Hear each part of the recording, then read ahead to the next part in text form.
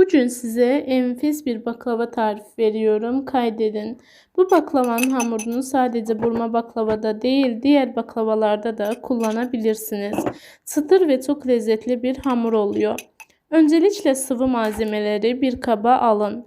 Ölçüyü su bardağıyla götürün. Yarım su bardağı süt, yarım su bardağı yoğurt, 2 yumurta, 1 yemek kaşığı sirke, 1 tatlı kaşığı tuz, yarım bardak sıvı yağ. 5 dolu su bardağı un ilave edin. Yumuşak, ele yapışmayan bir hamur yoğurun. Yoğurduktan sonra 1 saat dinlemeye bırakın.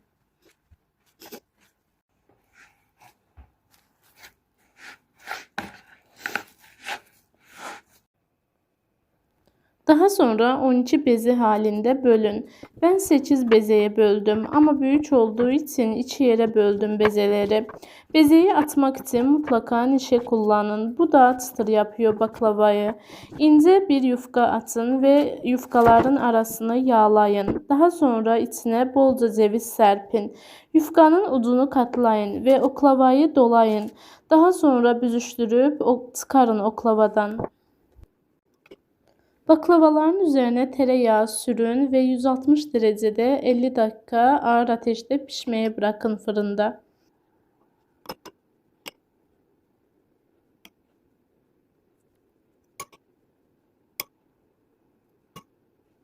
Baklavalar ağır ateşte pişerken üzerinin güzelce kızarmasına dikkat edin.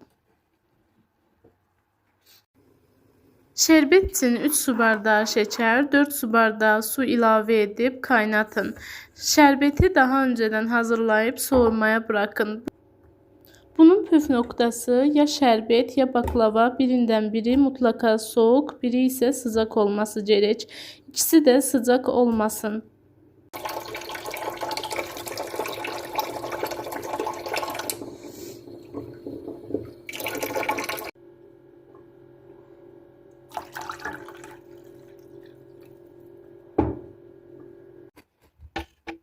Soğutulmuş şerbeti sıcak baklavaların üzerine ekleyin. Eğer baklava bezelerinin hepsini yapmayacaksanız şerbeti az miktarda yapın veya ilave kalarsa şerbet bir kaba alın, buzdolabında saklayın. Bu tarifle çok kolay ve oldukça lezzetli bir baklava hazırlamış olacaksınız. Bana destek için kanalıma abone olmayı ve destek yorumlarınızı atmayı unutmayın.